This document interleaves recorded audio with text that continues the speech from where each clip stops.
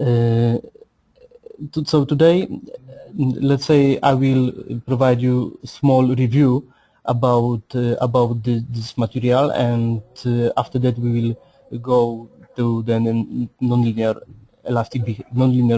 behavior. So as you remember, linear elastic analysis usually provides the big assumption that displacement is linear according to the stiffness, and this is enough for simple engineering calculation. But as you know, real world is not linear, and every mechanical response from every system is not linear. So this refers to material and geometrical nonlinearity. Okay, so you can find a lot of examples in every type of industry where the nonlinearity appears. So if you take a look on an automotive industry, you can observe a lot of nonlinearities in, for example, suspension systems, gears, cabin frames, gaskets, and these examples you can observe, let's say, these are examples where nonlinearity plays the main role, we can say. And on the next picture, I would like to introduce to you the nonlinear material characteristics which is available in Midas NFX. So for today we can analyze elastoplastic material models and hyperelasticity. So if we consider this type of material, which is commonly used for the metals, we can consider yield criterion, which comes from the von Mises theory and is also valid for the metals. And the other thing is that every kind of these nonlinear materials required nonlinear entry. So in this case, we can provide this nonlinear data using, let's say, stress strain curve. We can provide this nonlinearity data using plastic hardening curve, and we can use the perfect plastic model, which is the third type, which is supported by Midas NFX. And all of this plastic range, let's say, supports the hardening rule, which is divided into isotropic, kinematic, and combined. And also, if you take a look on the function, Midas NFX provides you the temperature dependence and strain range dependence, which is often called as creep. So let's take a look on the material curve, and just to remind you the basic theorem. Now we see the engineering stress strain curve, and this is the graph or plot, we can say, which you are familiar with your everyday work. So this is how does it look like, the relationship between the stress and strain. This graph is provided from the simple, let's say, tensile test. And what is important for this curve, that the values of stress are provided as according to the original cross-sectional area. So this is the basic formula to describe the nominal stress, and this value is often provided as the in regard to the original cross-section. So this is important thing. And the second curve is the true stress strain curve, which provides you the real stress strain relationship for your specimen. So this time the behavior is characterized by actual force divided by actual cross-section area, and the total strain is calculated using this formula, which equals to natural logarithm of instantaneous gauge length divided by original gauge length. And if we make some assumption which refers to the constant volume, and this is this equation, we can provide following relationships, which provides you the connection between the engineering data and true stress strain data.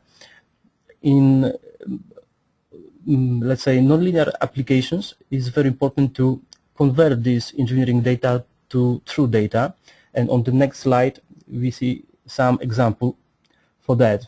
So all you have to know that if we want to convert our data which comes from the test, we can use the previous formulas, and the linear interpolation will be used between the points. So for example, in this case, the engineering data is the curve below, and at the top we see the true stress curve. Of course, I didn't mention this at the beginning. You can ask some questions during the presentations, and my colleagues will answer to you using the chat section. And I will answer about the one question, because somebody is asking that is it possible to get the presentation? Yes, it is possible, and we will send you the material and also the recording after this meeting. So this is the example how to convert the engineering data into true data.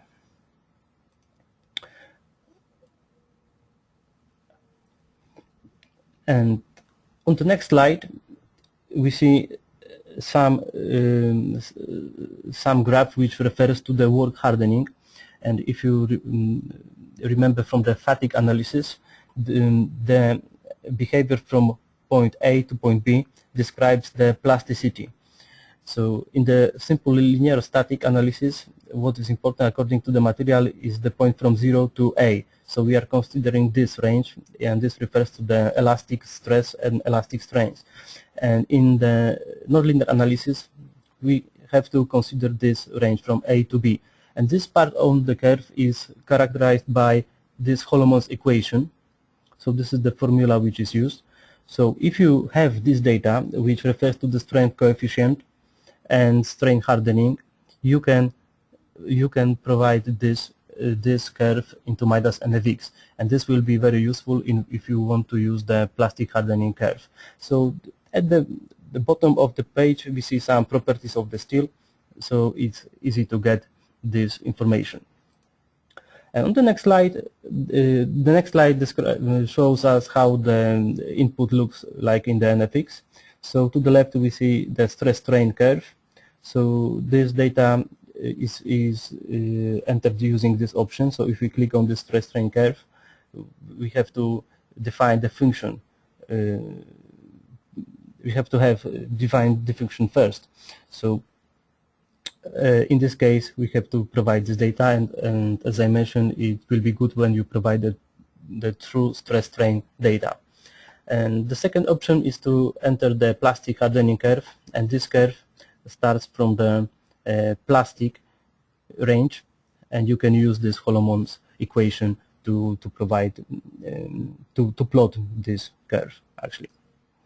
And why we need nonlinear data? So sometimes this work hardening is required, sometimes don't. So in case that this work hardening is desirable, we can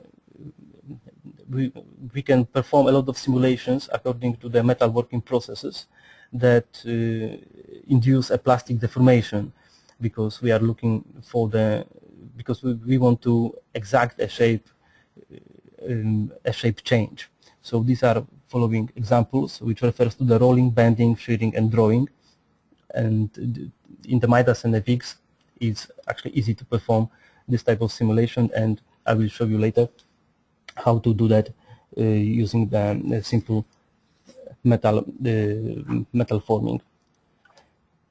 On the next page, I would like to briefly introduce you the nonlinear analysis types in Midas NFX. So Midas NFX supports the nonlinear static analysis, nonlinear dynamic analysis, and analysis which is called quasi-static. And in a static analysis, let's say like a stress analysis FEA is done using the simple, let's say linear equation. But in the nonlinear analysis, the stiffness matrix is nonlinear. That's why we are talking about this, that this is nonlinear analysis. So, but the relationship is quite simple. and if we consider the velocity or acceleration or some other inertia forces, of course there is no inertia forces and the velocity is 0. In case of the dynamic analysis, we have to solve this equation, which is differential equation, and as you see, it's much more complex to solve. I hope I don't have to clarify the symbols, but these let's say dots indicate the time differential. So in the all dynamic, if we want to consider the dynamic response, we have to provide to the system some input in the time domain, and of course output will be provided in the time domain. And the last type of the analysis which is supported by NFX is the quasi-static analysis, and this is actually a special case of the dynamic analysis, and it's much more close to the nonlinear static analysis. But what's the difference? The difference refers that to calculate this analysis, we can let's say assume that the static laws are constant in time, so the velocity or acceleration will be constant. So we will never get the response like that. And in Midas NFX we have following nonlinear analysis types. So you can perform simple nonlinear static analysis, which refers to the geometrical nonlinearity and material nonlinearity and contact as well. The second type is nonlinear quasi-static. The third type is nonlinear implicit dynamic, nonlinear explicit dynamic. The difference between them is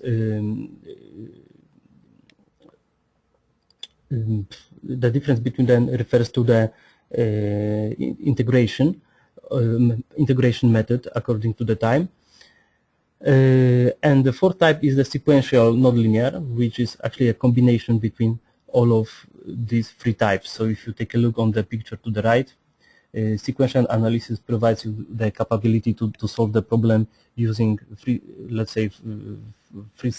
cases or three steps, which will be based on the nonlinear static, nonlinear implicit dynamic analysis, or nonlinear explicit. So it's up to you and your case what will be the order in this analysis, and how you will make your process.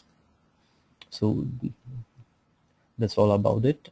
And on the next page we see some examples according to the nonlinear analysis in Midas NFX. So we can consider quasi-static as the simple nonlinear analysis or dynamic analysis. So actually quasi-static analysis is a special type of analysis which can be solved using implicit and explicit method, and this refers to this nonlinear analysis types what I showed before.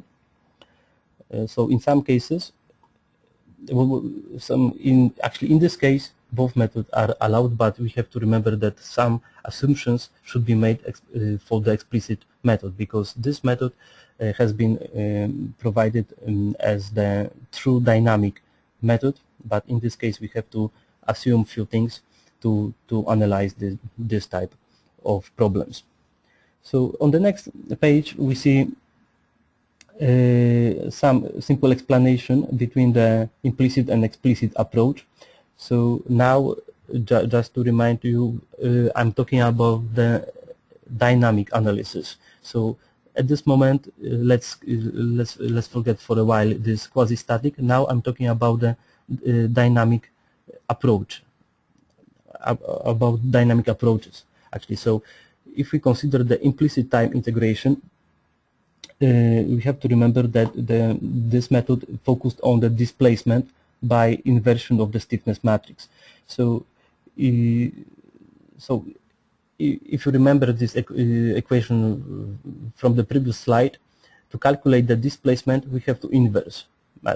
Force vector is divided by the stiffness, so we have to inverse this, and this process is very, let's say, it's very problematic and cost for your CPU and for your memory. That's why not every kind of problem will be valid to solve using this method, and it's also know this method also refers to the problems, let's say slow dynamic problems, which means that the response is between, for example, 100 part of the second and more. No, is, let's say, never less than 0.01 second. An explicit time integration is a method which focuses on acceleration, and you know this equation from the second Newton's rule for the dynamics. So this time the mass matrix is inversed, and this is much more easier for your CPU and for your memory. That's why we have a lot of advantages, and calculation can be obtained much more faster. So this is the difference between these two approaches. But for some cases we can use this actually in terms of modeling material nonlinearity. We can use all of these methods to simulate a lot of class of problems. So in this case you see the roll former, and this example has been made for nonlinear implicit analysis, and I think you don't see the next slide, so I have to wait a little bit. So could you answer me, do you see the example, or you see still the page with the implicit and explicit? Oh, I think right now is fine. So you're supposed to see the animation for the roll former, and this analysis was done using nonlinear implicit time integration. And of course some material nonlinearity has been specified. And now I will show you another example, and this refers to the riveting process, and this example was made using the explicit. Sorry for the mistake on the slide, this should be nonlinear explicit. And in this example, as you see, we used also our new feature, which is called element dilation feature, and that's why this part is broken.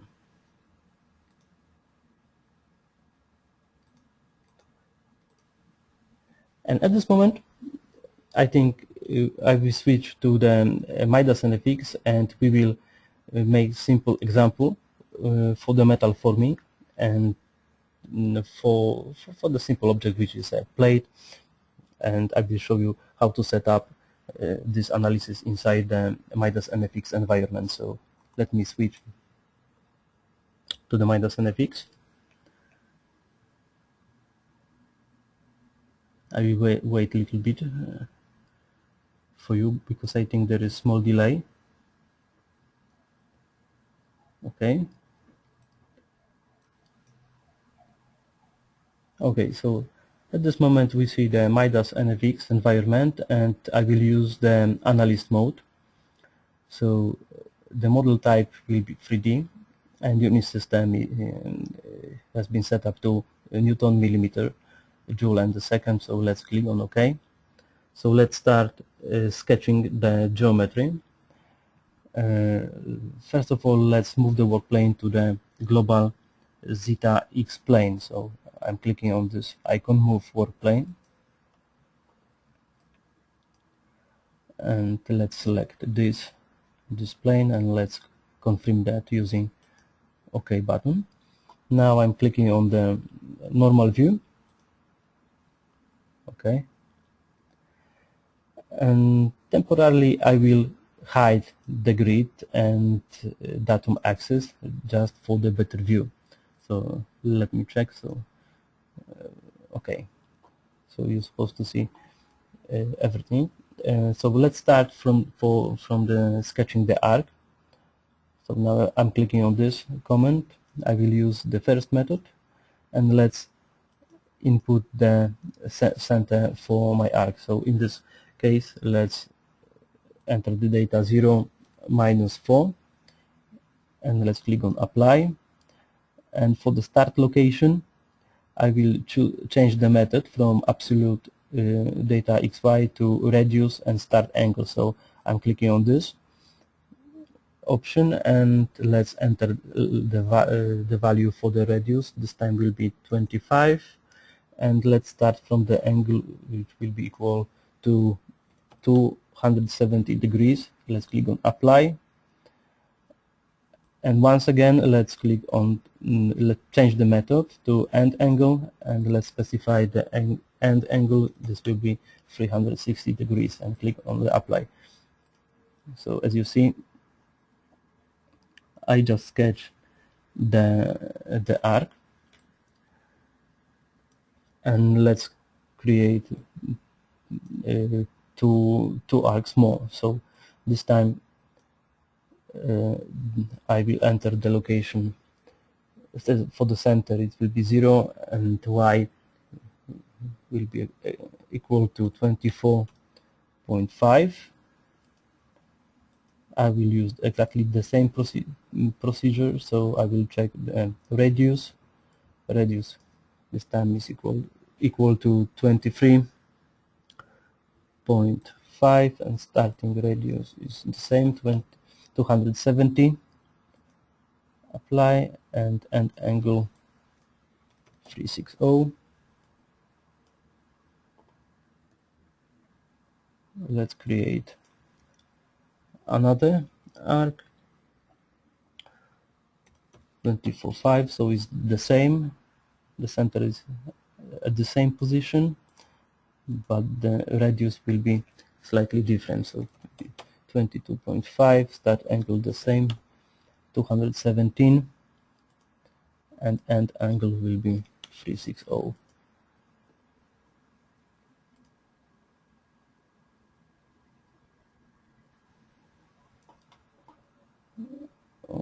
Actually, let's back and let's create again, because I think I've made a small mistake. So 24.5 for the center, radius again 22.5 and 270,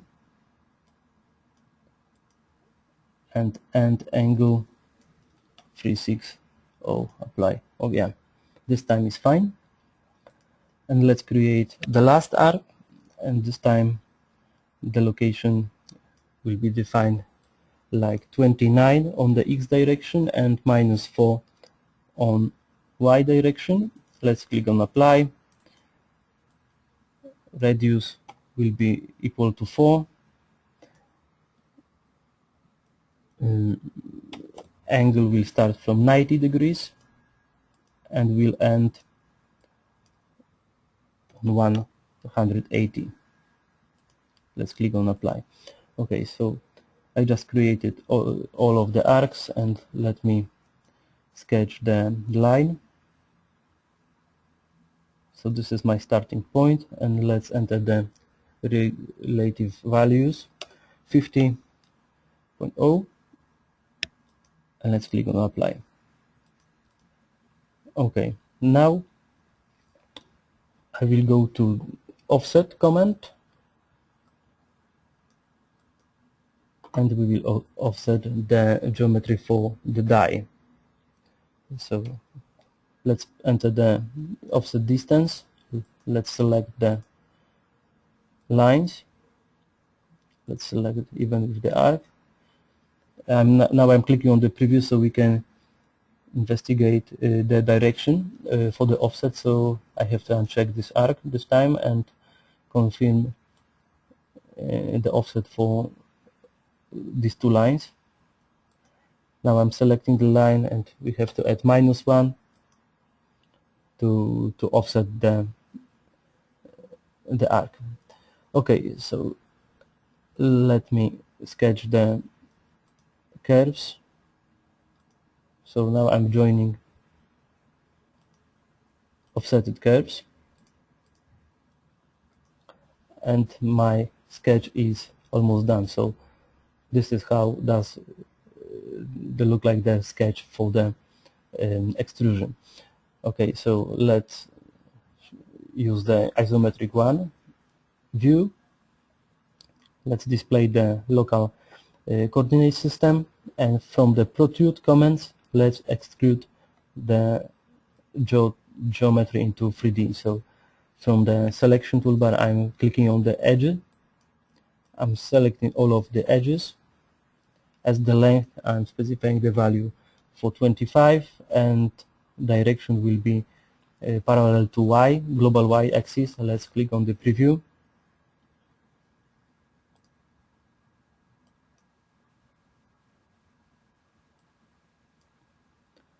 Okay, and my geometry is almost created. So I'm going to the tree to the left, and let's hide the curves, and let's display only the solids.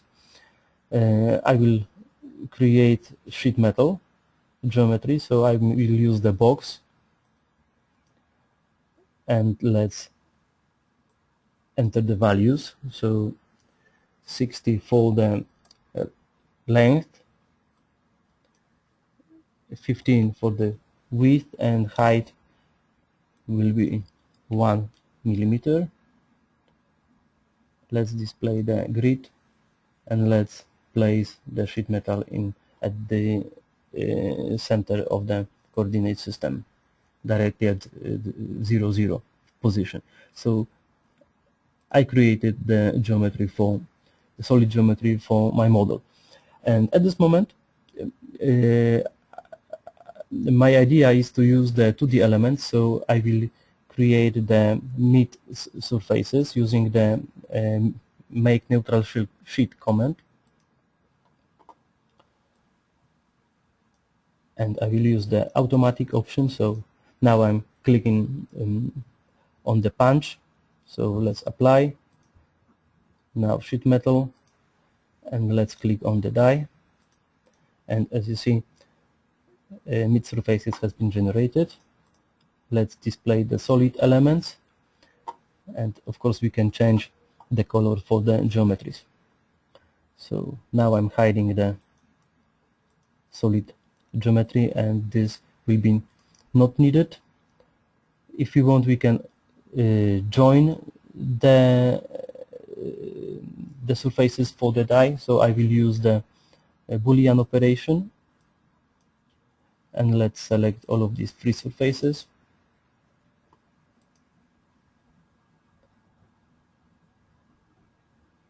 And let's click on OK. So now we have 3 surface bodies. And there is one thing left related to the geometry. I will break the edge for the sheet metal because this will be necessary for the mesh seeding. So I'm using this command, break curve, and from the selection toolbar I'm clicking on the edge. So now I'm selecting this edge, and the value will be 0.333, which means 1/3 of the line. And let's do the same for the second line. Now I will sketch the line for the projection,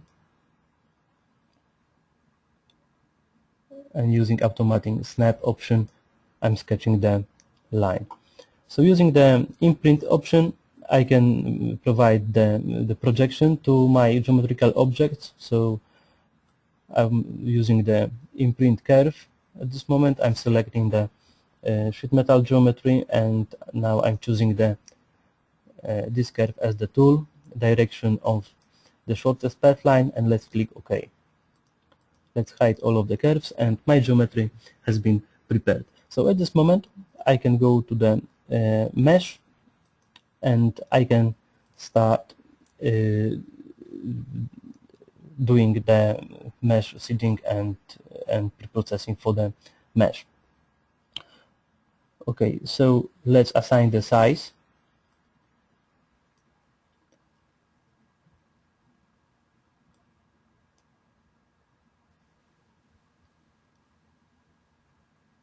So for that curve, let's assume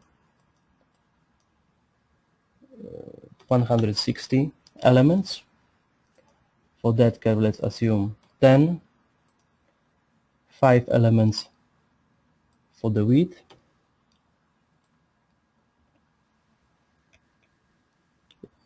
actually 3 elements, let's say 3 elements for the width, and let's mesh it using the map face. We can preview, so I think it will be better to mesh the surface independently. So let's click on preview and let's name the mesh for the sheet metal. And at this moment we are not providing any information about the property. This will be added a little bit later. So now I'm clicking on apply.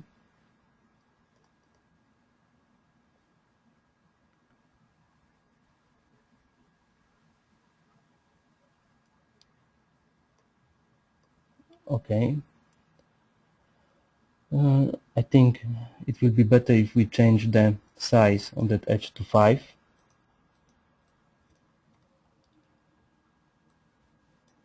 So I will overwrite this, and now we can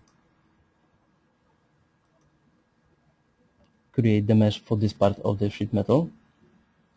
So let's add this mesh to the sheet metal mesh set, and let's click on apply, and we have the first mesh. So now I'm going to the mesh branch, and let's hide this mesh, and let's hide the geometry body, and let's create the mesh for the die and punch. So let's set up the number of the divisions to 5, and I'm selecting this edge for the die and this edge for the punch. I'm clicking on apply. For these edges, which means this edge, and this arc length, let's enter the 30 and 16 for this edge. And I'm doing exactly the same procedure, so I'm clicking on the 2D map face,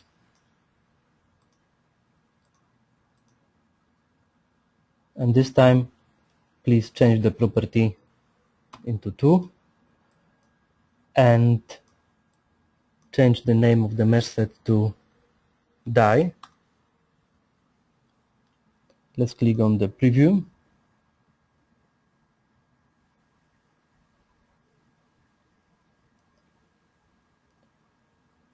and let's change the mesh seeding on these edges. So I will add mesh seeding, and this will refers to 5, and let's check again the mesh distribution. So at this moment everything looks fine. So once again let's change the property to 2. Let's change the mesh set to die, and let's click on apply. And let's create the last mesh for the last part, which refers to the punch. Let's change the number for the 3. Let's click on this surface. Let's click on the preview, and everything looks good. So let's click on OK. So if we display all of the meshes, our model should look like on the screen at this moment. Okay, now is the time to set up the material data, and to analyze this model we will use the regional material definition and material with the function. So we will start from the definition of the sheet metal material properties. So now I'm clicking on the material, add, and isotropic. I'm clicking on the elastoplastic, and at this moment you're supposed to see the card with the all parameters necessary to provide this data. So for the elastic modulus, let's provide the value, for example, 17,000 megapascals, Poisson's ratio 0.342, and let's enter the name, sheet metal. And for the plasticity, we will provide the plastic hardening curve. And to do that, we have to click on this plastic hardening function, and via this dialog box, we have to provide this data. And I will use my Excel calculation sheet to calculate this data. So this is the Excel file that I prepared. So if we have the data which has been mentioned during the presentation, like strength coefficient, we can generate the curve. So let's provide this data, and this type this time let's enter the 550 megapascals as the strain hardening exponent. Let's provide 0.225,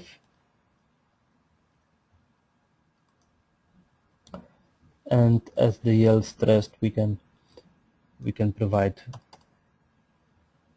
194, for example. So as you see, the curve has been sketched in the Excel automatically, and at this moment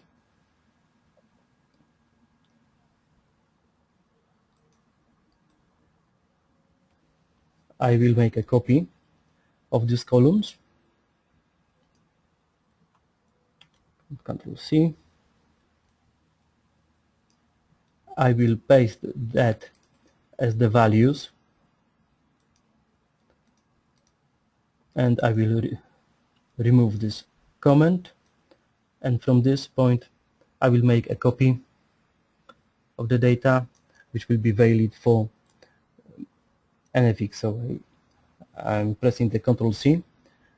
What I made actually is I removed the second column, which refers to the simple calculation, to the calculation from the simple formula, but I had to add the yield stress. That's why in this edge, actually I'm starting from the plastic stress.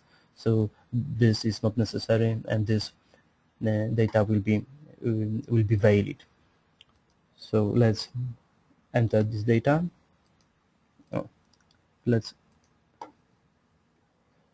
Okay, I have to change the commas into the dots. So let's paste again as the values, and let's change the commas into the dots. Change everything. Okay, let's close that,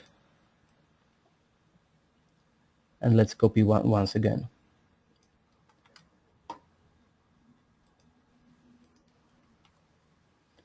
And now we have the plastic hardening function. Okay, so I'm clicking on OK. Now I'm selecting this plastic function, and all of the data has been provided. We can add mass density if you want, but anyway it will be not considered because there will be no gravity. But in terms, if you want to change the type of analysis and add the gravity, it will be good to keep this value. Okay, so we have this sheet metal, and let's click on OK. And now I have to create two materials which will be related with the punch and die. So let's change the name to rigid punch, and let's specify the values for that. So it will be rigid punch with elastic modulus of the steel, Poisson's ratio 0.3, mass will be the same. So this is rigid punch, apply, and now we need a second definition for the rigid die.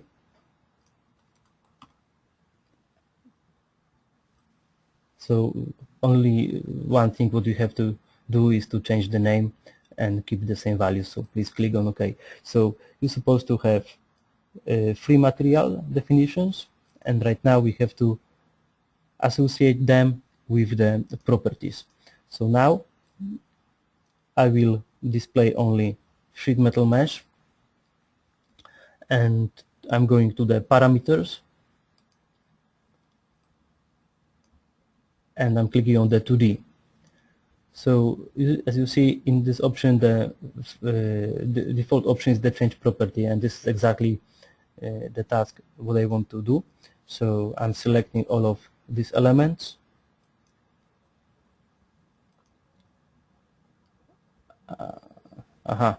So it will be good anyway if we define the property first. So please excuse me.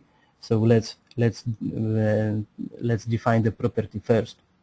So let's start from this undefined property and let's define them, because we have to add the value of the thickness for the third dimension. So let's change the name first. So this will be sheet metal. Property material is sheet metal, and the value for the thickness will be 1 millimeter. So let's click on OK. And for the second property, let's enter the name for the rigid punch. Let's change the name to let's change the material to the rigid punch and keep the value of 1. Let's click on OK. And the same for the third property, rigid die, and let's click on OK. And we have to change the material as well. Okay, so now we have three materials, and right now we have to go to the parameters and we have to change the properties. So now I'm selecting all of these elements, and from the property I'm associating the sheet metal property with the sheet metal geometry. So I'm clicking on apply. Now I'm hiding the sheet metal mesh. Let's display the die. Let's select from the property die, and let's click on apply. And let's associate the rigid punch property for the with the rigid parts mesh. So we can investigate the model. So if we click on the sheet metal, we can check that this highlighted part of the assembly includes the sheet metal material and property, which is correct. If we click on the die, the property and material is also fine, and for the punch we have rigid punch property. So now everything has been defined. And the next step is the definition of the contacts, because the contacts will be used in this model. So now I'm clicking on the contact pair, and let's create the contact pair. So from this dialog box I will choose the manual contact, and we will create two contact pairs between the punch and die, and punch and sheet metal, and between the sheet metal and die. So let's create the first contact pair. So this will be punch, sheet metal, surface to surface contact. Contact type will be general, and we will create the contact between the 2D elements. So for my case, now I'm I will hide the mesh set for the die and punch, and as the master I'm clicking on this button, select object, and as the master I'm choosing all of the sheet metal elements. Under the slave, let's display the punch, let's hide the sheet metal, and let's select all of these elements. And let's click on apply. So, and you see the punch sheet metal contact pair has been generated. So if I display the sheet metal and die, we see the blue and red color, which is which describes the contact pair and master and slave respectively. So the first contact pair has been generated, and let's create the second between the sheet metal and die. So this time let's hide the punch. As the master, please check again all of the elements for the sheet metal, and for the die we will select all of the elements as the slave. And OK. So if we display all of these meshes, and if I go to the second contact pair, we're supposed to see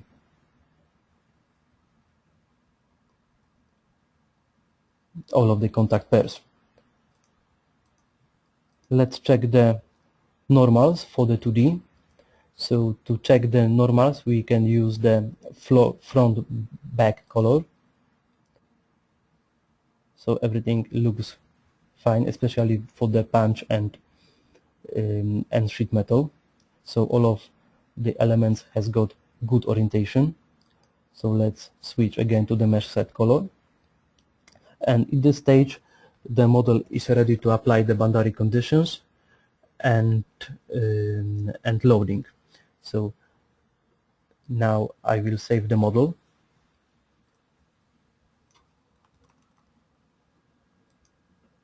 Okay, and let's assign the constraints. So we can do that using the model tree to the left, or we can create the model. We can assign the boundary conditions via the ribbon menu. So let's apply the symmetry constraints first. Okay, so let's change the let's click on this advanced tab, and let's change the name to the symmetry. Symmetry for sheet metal.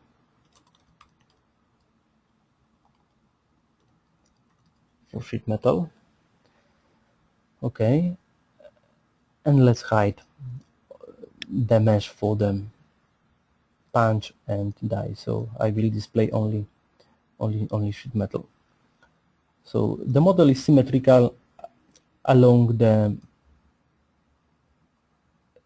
zeta y. So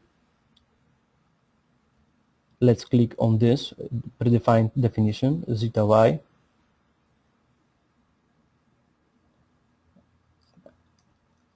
and let's check all of the nodes on this edge. But I have to display the body, and let's click on apply. So 6 nodes has been chosen, and let's click on apply. Okay,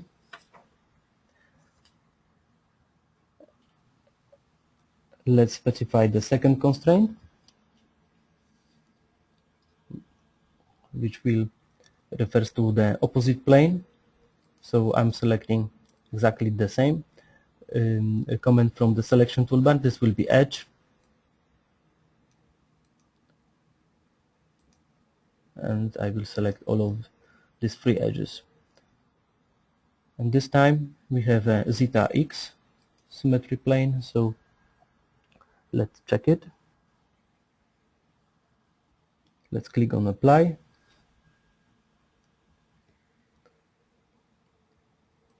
And as well we can constrain the one node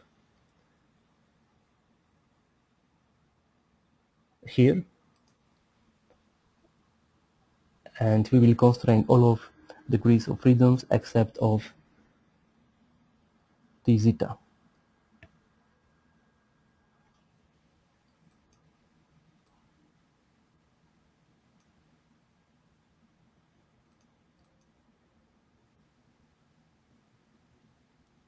Okay, so if we go to the loads and boundary conditions, we're supposed to have 3 constraint sets, and that's all for the our ship metal. Let's display the die and punch, and because this punch and die has been created using the rigid element, there is necessary to apply only one constraint at one node. This comes from the definition of the rigid material, and the common mistake which people are doing is that they are constraining all of the edges or some part of the models, but you're supposed to remember that only one node is necessary. So I'm clicking again on the boundary conditions. Let's select the user defined. Let's change the name for the boundary set, and this time this will be punch.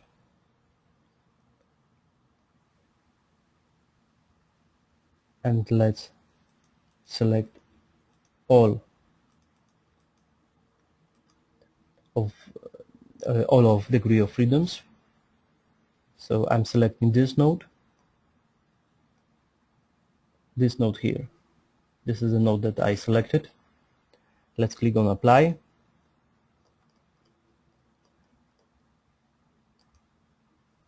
And exactly the same constraint definition for the die.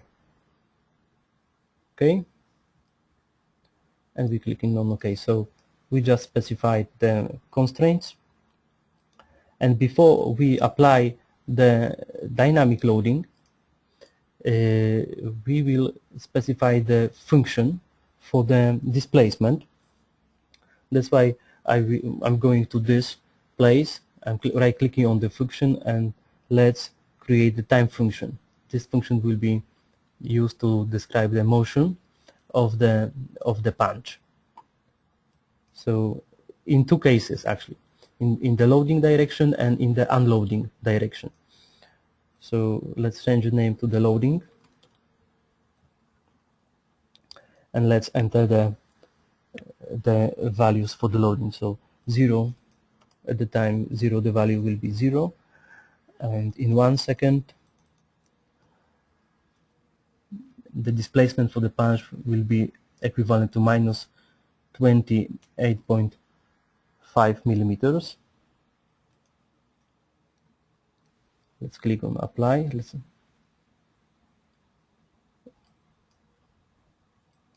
So we created this function, and let's create another one, this time for the unloading.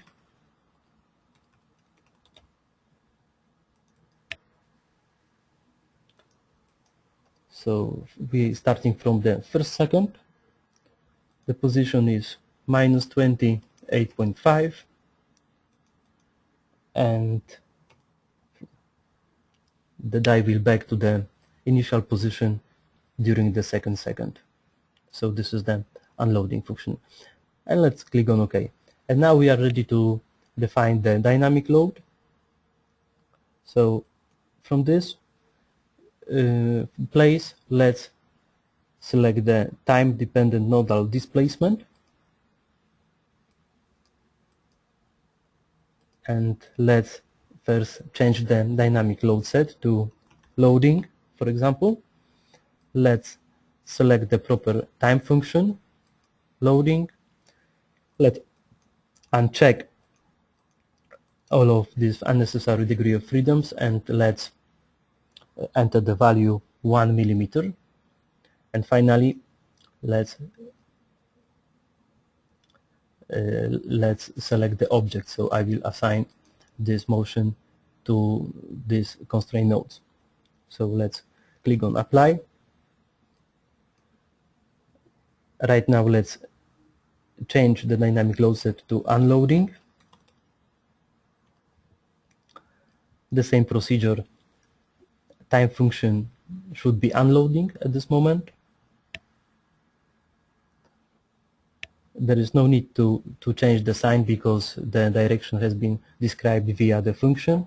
And let's assign exactly, let's select exactly the same node as the previously, and let's click on OK. So if I expand the dynamic load, we're supposed to have two definitions for the motion, which refers to the loading and unloading, and that's all about the boundary conditions and loading. And finally, we can save the model and we can go to the analysis case, and we can set up two sub cases. So I'm clicking on the other, and from the solution type, let's select the nonlinear quasi-static. So at this case, I will use, let's say, we can say implicit method, which refers to the most popular Newton-Raphson methodology for the calculation of the nonlinear cases. And let's enter the title, loading.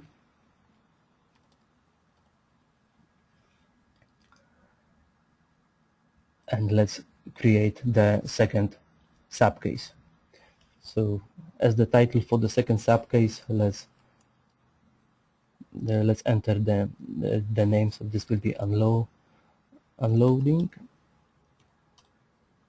We can change the name for the first subcase. So if you press F2 button from the keyboard, you are able to change the title, and this will be related with the loading.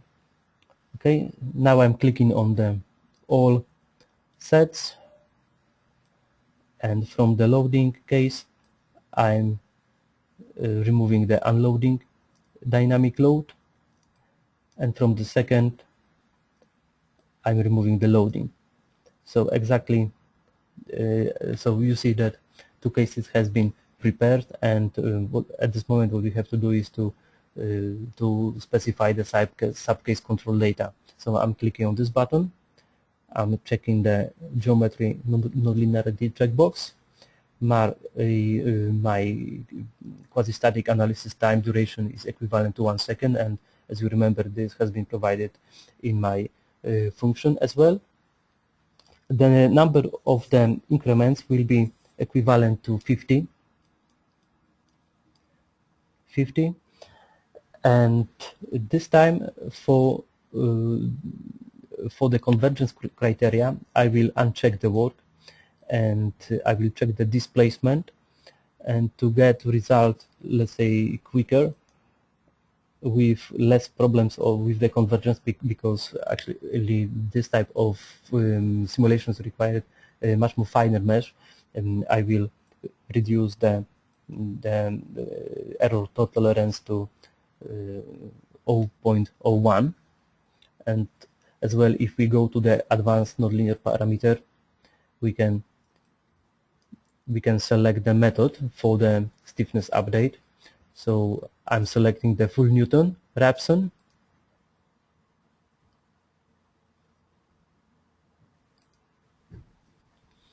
quasi-static has got a arc length method.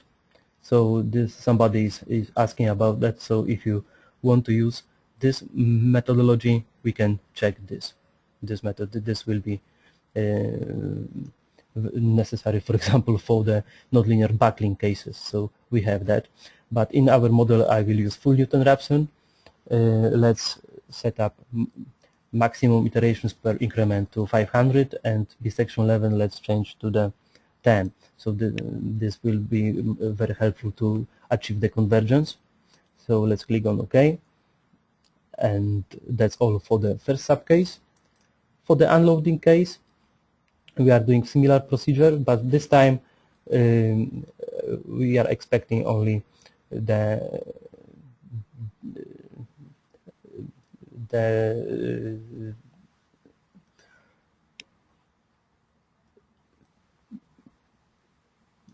quality of the result via the displacement, let's say so.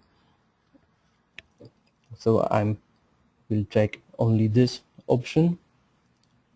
Actually, I wanted to see, we want to achieve the accuracy via the displacement, so this is our task. So I'm changing this 0.01, and we can set up the number of increments for 100. You can as well increase this number of increments, because this refers to the spring back of the model. So it will be much more helpful with the convergence if the number will be increased, but this should be fine. The geometry nonlinear checkbox should be also checked, and that's okay. So in this case, I showed you how to set up the model to perform simple metal forming simulation. Right now I will open the model which has been prepared previously, but sorry about that, but I forgot about one parameter. So before we solve this model for the calculation, please go back to the contact and let's edit these contact parameters, and let's specify the friction coefficient. This is very important for this type of simulation, because if you don't do that, and you can try it by yourself, your model will be converged, but the simulation result will be not valid, and actually your plate will move, let's say, to the space, and and this will be quite interesting. So let's provide the friction coefficients of 0.13, for example, and let's click on OK. So please don't forget about this parameter. And right now I will open the model which has been calculated before. This is exactly the same model, and we will display the results. The simulation type, the only difference is with the model that I made before that, we specified much more elements via the thickness, via on the width of the sheet metal, not on the thickness, but the rest is exactly the same. The calculation time is around 25 minutes on my PC, so it's not so time consuming. And let's display the results. And at this time I'm clicking on insert analysis result, and I will click on the select all button, and let's click on OK. So I will display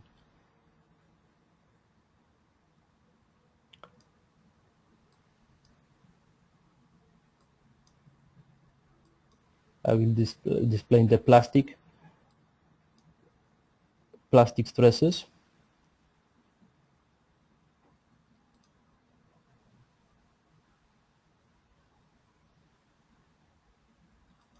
For example, this vector shear strain equivalent, actually this is the strain, so sorry about that, but actually we can display even the strain, so this will be quite interesting.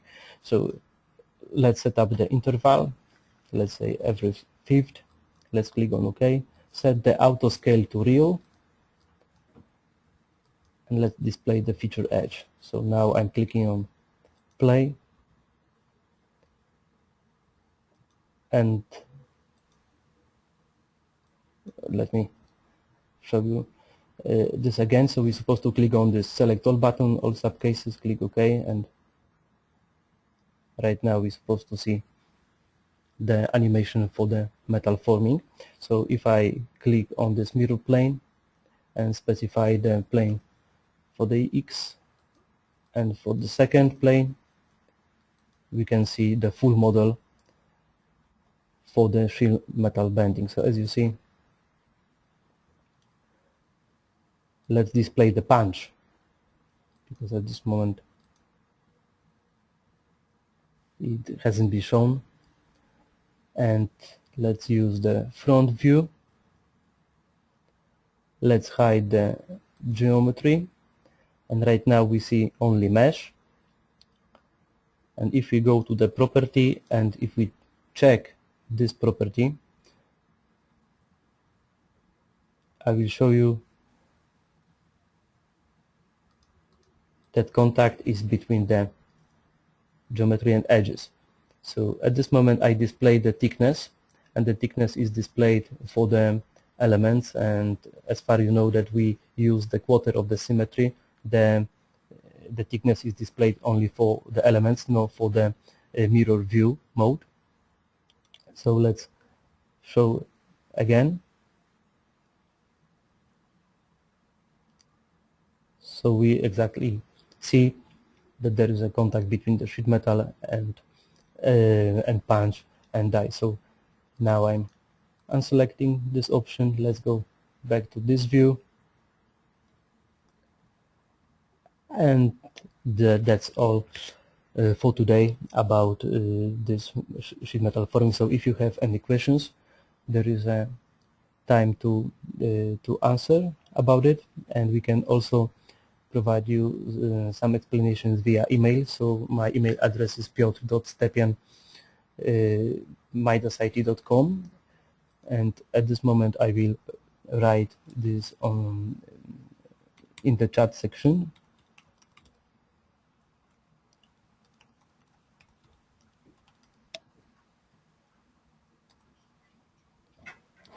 And here is my colleague's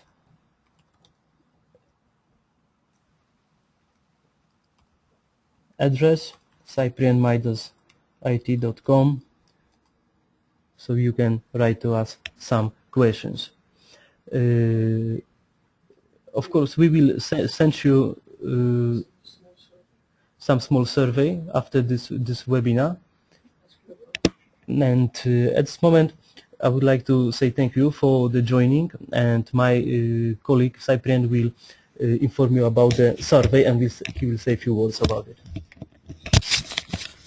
Hello everyone, I'm Cyprian. Thank you very much for joining today's session. I hope you enjoyed the webinar, and we will have a small survey that will be sent by email to you with just some few questions about today's webinar, and if you have some idea about subjects for future webinars, because we're always searching for such subjects. So if you have the time, please fill this small survey and help us to find good subjects for the next webinars. So also I hope you will join the next webinars, and if you have some questions you can always ask me or ask my colleague Piotr Stepian. Okay, thank you very much. Yeah, thank you, goodbye.